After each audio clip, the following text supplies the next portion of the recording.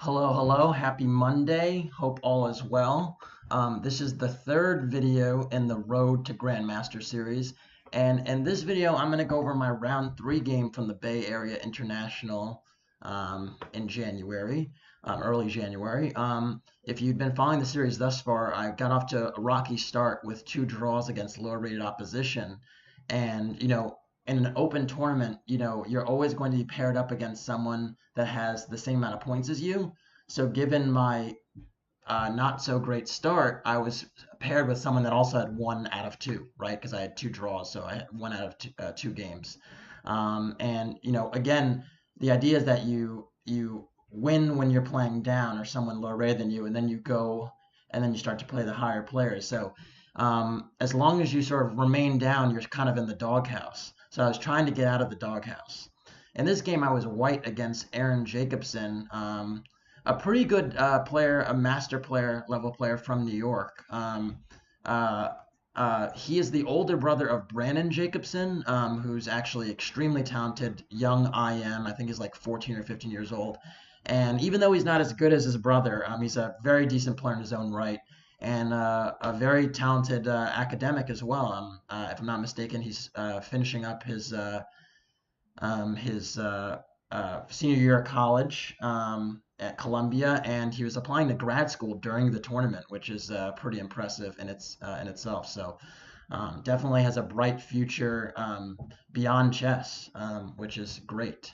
Because chess isn't most of these players, including myself, are most people aren't going pro, so it's important to have other options. So maybe I'll get into that in another video. But anyways, in this game, I'm white and trying to get out of the doghouse, and you see what happens. So I played d4, knight f6, knight f3, d5, bishop f4. And bishop f4 really signals the beginning of the London system.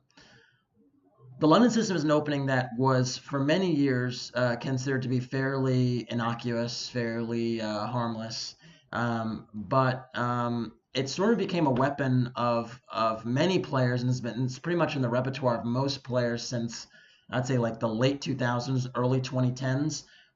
In particular, Gata Kamsky, when he came back onto the chess scene, became a huge proponent of this opening.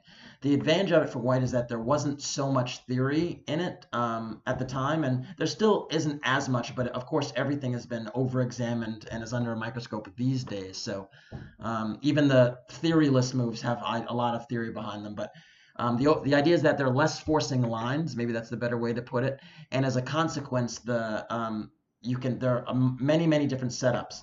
The other idea is that there's a lot of flexibility. If there are a lot of setups, there's a lot of flexibility, and these are things that black has to be thinking about, move order tricks and such. So anyways, reasonable choice for me. So e6 was played, e3, c5, and bishop e2.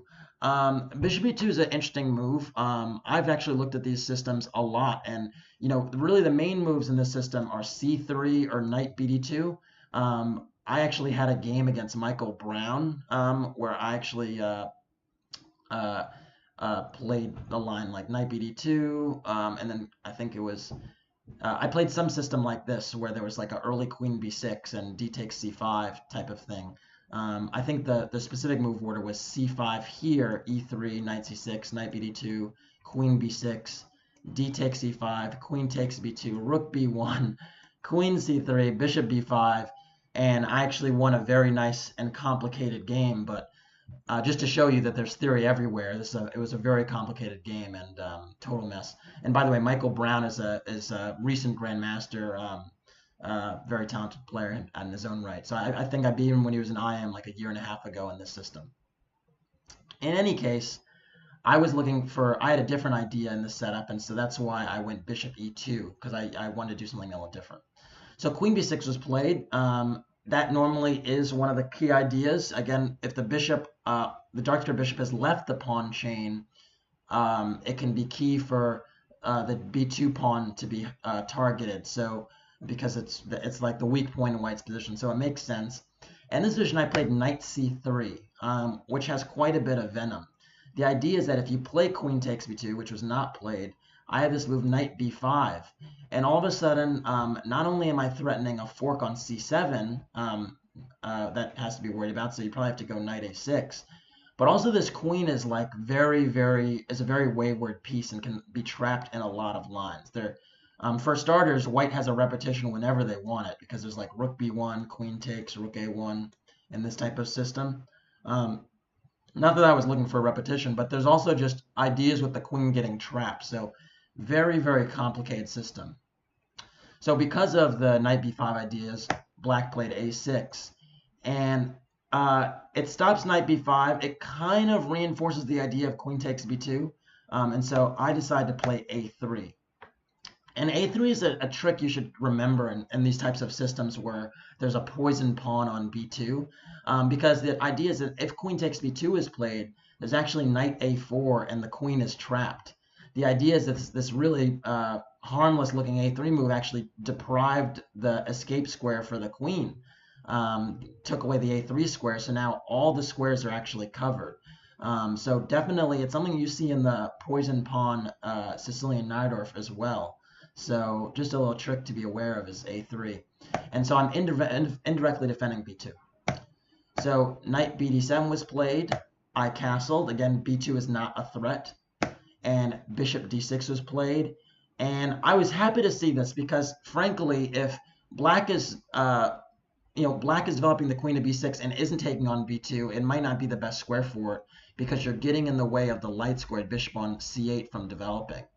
In addition, this knight on d7 really would probably rather be on c6 where it's influencing the center a little bit more. So I thought that, the only problem in my position is this knight on c3. The knight on c3 prevents the white c-pawn from being mobilized, and so I worked to solve that right away, and I played knight a4, a move I was very happy about finding. The point is that after knight a4, the queen is still tied to this bishop. So if you go queen a5 to attack my knight, I can just take this bishop. And after queen takes knight, I have a massive advantage here because not only can I win a pawn like this, also white's king can't castle. I'm up a pawn. I have the two bishops, so on and so forth. So you pretty much have to defend the bishop still. And in this position, I take on d6, queen takes, and now I go c4. And the beauty behind c4 is that my knight, I managed to sort of get contact in the center with my pawns before black is really ready for the position to open up.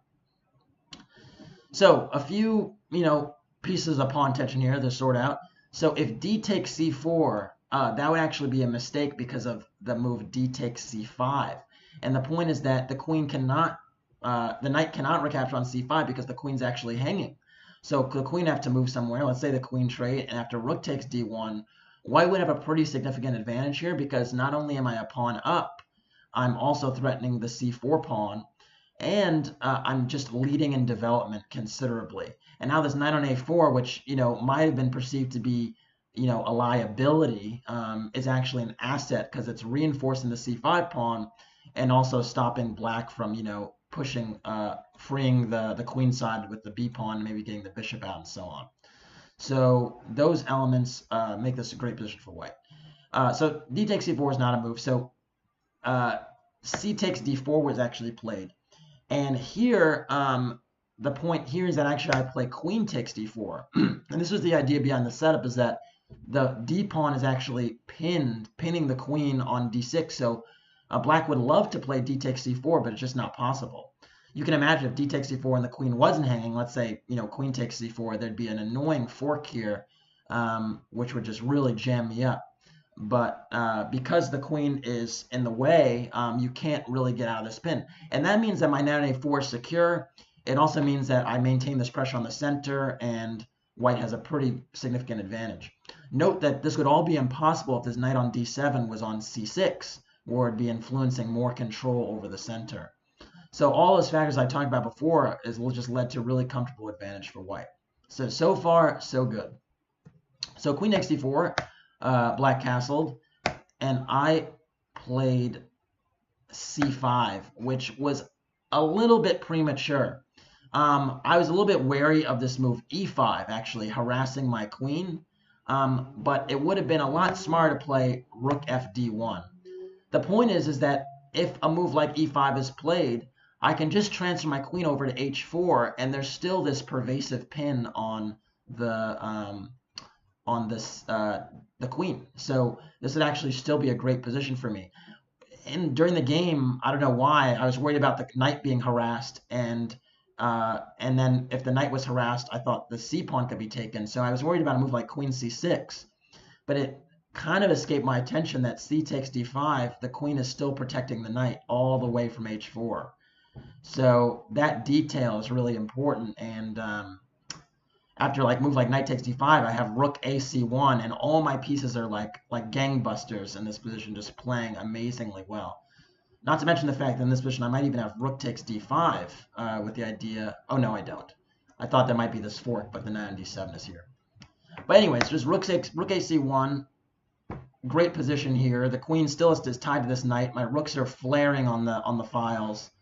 Everything is good here. So I played c5, releasing the tension here way before it was necessary. And again, I still have an advantage here, but again, not as big as if I just kept the tension. So queen c6 was played, and I went rook ac1. This was my idea with c5, is that I'm still hampering the development of black's queen side.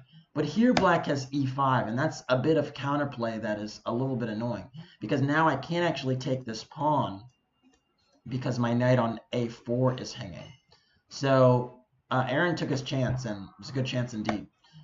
So I played queen d1. I have to sort of stay attached to that knight on a4. The other option was queen b4, which actually should have been considered. I really wanted to play pawn b4, so that's why I went queen d1. But queen b4 is definitely a move to be considered, because if you think about it, after queen b4, let's say a move like h6 is played, I can even go knight b6. And in a position where there's like knight takes b6, I can even play c takes b6. And this rook can come screaming down to c7, where it can really wreak havoc in a position like this, where even though I have a doubled b pawn here, this b6 pawn is mighty strong and can serve as an anchor for my pieces. So definitely queen b4 should have been considered. Anyways, queen d1, h6 was played. I went b4, just continuing to sort of and keep my control on the queen side. And wait, did what happened here? Hold on 1 second. So c5, queen c6, rook c1, queen d1.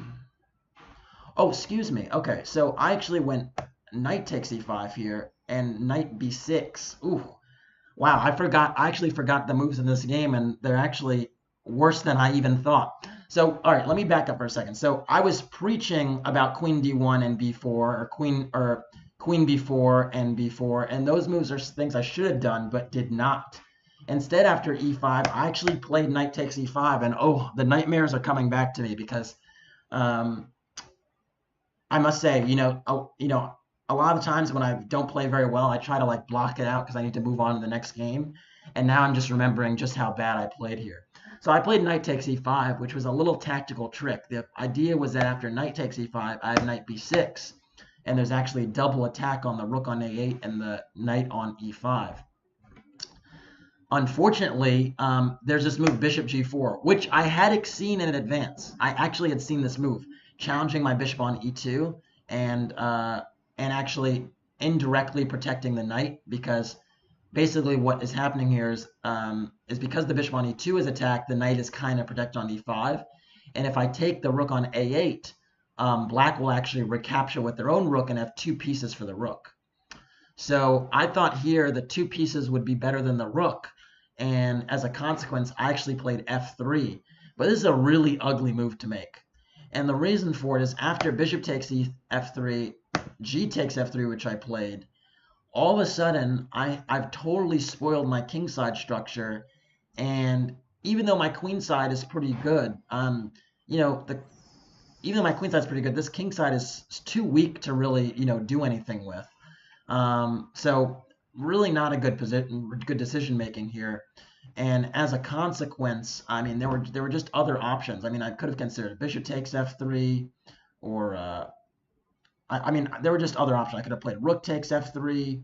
I could have decided not to rush things earlier. So just poor decision making.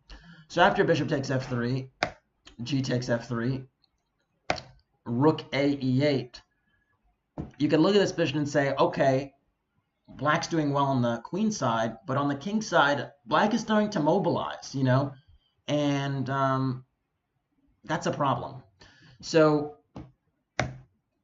I played rook c d1, trying to get some counterplay on the d5 pawn, and black played knight g6. Good move. The idea is that if I play knight takes d5, knight takes, queen takes, there's rook takes e3. And this wound up happening. I played bishop d1, and I went for this ending. If I back up for a moment, just to clarify, there isn't really a great way to reinforce the defense of the e3 pawn. And if I don't, if I decide to do something else, I can easily imagine a rook swinging over from e8 to e5. So just that activity there is a real problem, and something to think about. So yeah, not a great effort by me. So what to do? I decided to go for this. So after rook takes e3, I played bishop d1, and rook e7 was played. And I was kind of just glad to get to an endgame, because even though my pawn structure is spoiled, I thought I have the bishop for the knight. I still have the queenside majority, and at least I'm not going to get checkmated here. This is how my twisted mind works: is, well, you get to an endgame, at least I'm not going to get checkmated by the queen. My king side is a little bit weak. I can kind of recover from this. But is this enough to win? Probably not. I try to squeeze it though. So I play king f2, rook e8, rook d2, just backing up before knight f4 comes. Knight f4, king g3, trying to move the knight off that spot.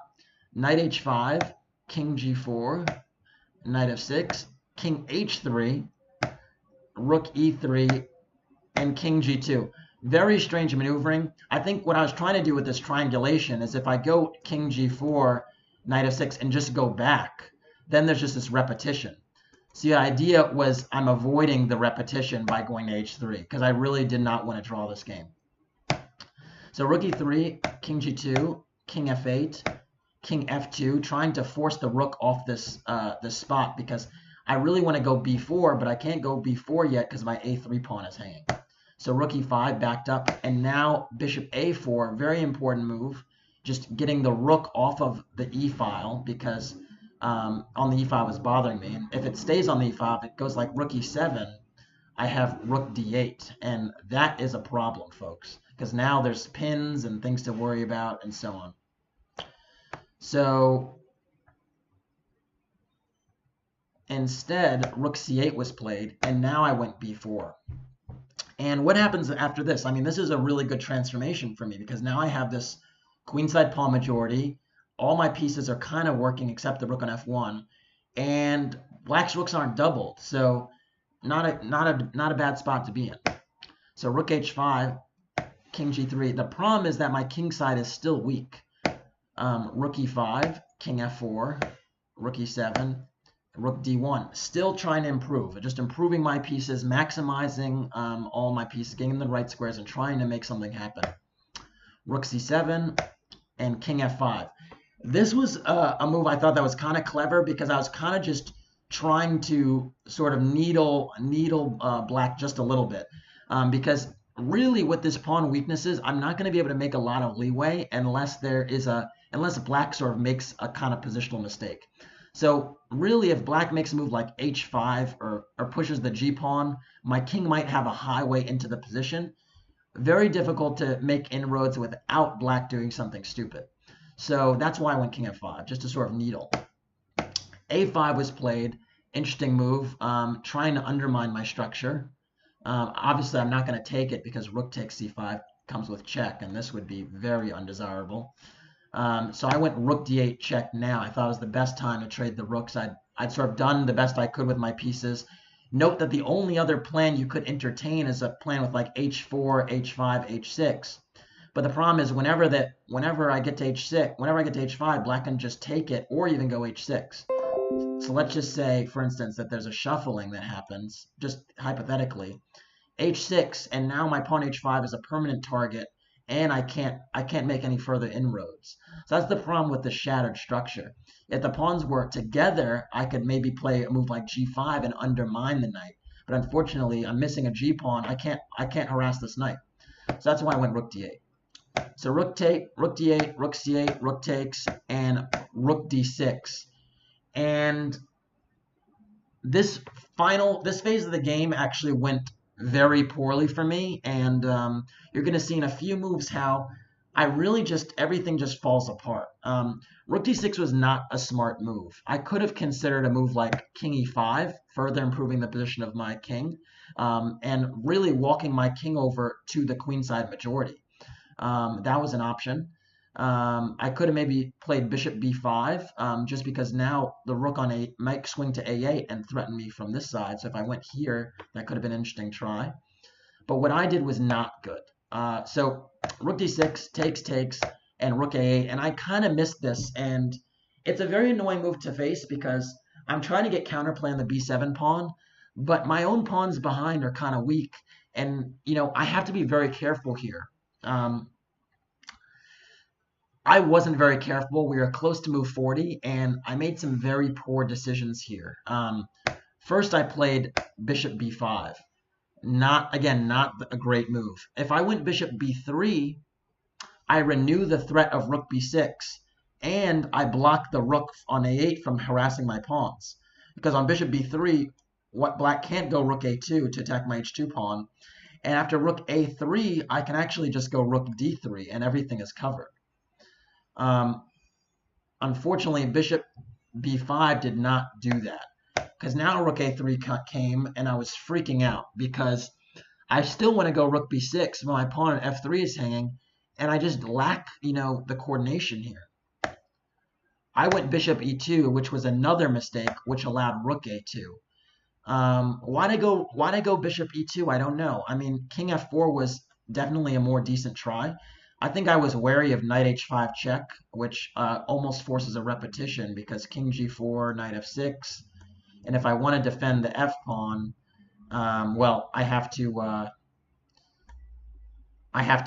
take this repetition. Note that if I go to e4, the same thing happens, knight f6. So that was one line that bothered me. Although, in hindsight, looking at it right now, after king d4, rook takes f3, there might be this rook b6 move. And maybe I do generate some counterplay. But probably not, because there's this rook f4 move, which is a little bit annoying. So really problematic decision-making here that the rook got behind my pawns, and before my rook was hitting b7, I just got sort of targeted with my pants down. I got caught with my pants down, actually. So bishop e2, and now rook a2, and I went bishop c4, another pretty cringeworthy move, because after rook takes h2, I missed this critical detail that I can't play rook b6. Why can't I play rook b6, you ask? Well, the reason I can't play rook b6 is because after rook h5 check, king f4 is my only move, and then rook h4 check, and I lose the bishop on c4. Painful, very painful. And this would be mop-up duty, frankly. These pawns aren't going anywhere with this knight on e6, this knight on f6 able to come over and give some checks. So very painful. So I realized a little bit too late what I'd done. I went king e5, trying to get out of these nasty checks, and black went rook b2, and this is when I realized it was all over, because now king e5 actually just walks into more of a world of pain. The point being that if I go rook b6, which is the desirable move, there's just knight d7 forking my king and rook, and well, this is just an endgame that would be losing. So I still have a chance. If I went rook d1 and just gave up the pawn and just tried to defend this position, even though I'm 2 pawns down, the bishop is sufficient. The bishop is strong enough that I actually would have some counterplay here because I have rookie one check ideas. This b7 pawn is a little bit weak, and my bishop is actually kind of a strong piece here. Unfortunately, I went b5, trying in vain to mobilize this pawn majority. And after knight d7 check, king d4, rook d2 check, it's really all over because I move my king back to c3, and this trade would just be lights out. Just trading the pieces, remaining 2 pawns up, and even though I recover 1 pawn for a moment, knight e5 is coming, and I can't retain the f3 pawn. Note that bishop h5 would just fail to g6, which is a losing position. Again, bishop g4, and then there's this winning pawn endgame, and my king can't be 2 places at once. So yeah, just devastating. So I went bishop d3, but I knew what the answer was going to be. Rook takes d3 check. Marvelous move. Very easy tactic to see. But yeah. And after rook takes d3, I actually resigned because if I play king takes d3, knight takes c5 also comes with check, and then my rook is undefended. So the king picks up the rook, and then, well, the fight should have been called off a few moves ago. Like I'm getting knocked out here. So what happened? This tournament just went from bad to worse. I lost round 3 playing down. And the thing that was crazy about it is for most of the game, I was up on time. I had a really dominating position out of the opening. And if we just rewind like 15 moves ago, and not maybe 20 moves ago, in this position, after queen takes d4 and castles, just keeping this tension with rook fd1, I have no doubt I would have won this game because all my pieces are working, my rooks are coming to the open files, the C and D files, and I have a lot of pressure. And then slowly but surely, the transfer, not here, because I didn't play rook fd1, I played c5, and slowly but surely, the transformations that I did were very poor. So I missed that opportunity. Then I decided to ruin my pawn structure, which totally took away my chances and gave black dynamic chances. Then I traded queens, which was not the worst idea in the world, just to get some security. And I started to take over again, maximize my pieces, push the envelope, and all of a sudden, right after move 40, I collapsed. So that's a very unfortunate situation. I think I'll end this video by saying that right after this game, I actually went to the emergency room in San Francisco. Yeah, you heard it. I went to the hospital right after this game. Frankly, I was in a really bad way. I couldn't sit up straight at the board, and I had quite the ordeal. The ordeal in the emergency room. Dealing with terrible, terrible stomach pain that maybe I'll talk about a little bit later in this tournament.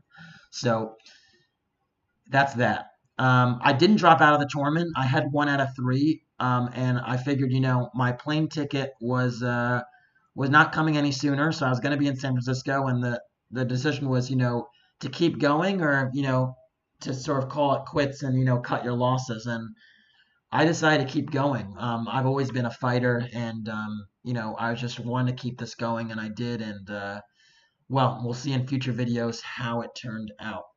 Anyways, that's it for now. Thanks for watching.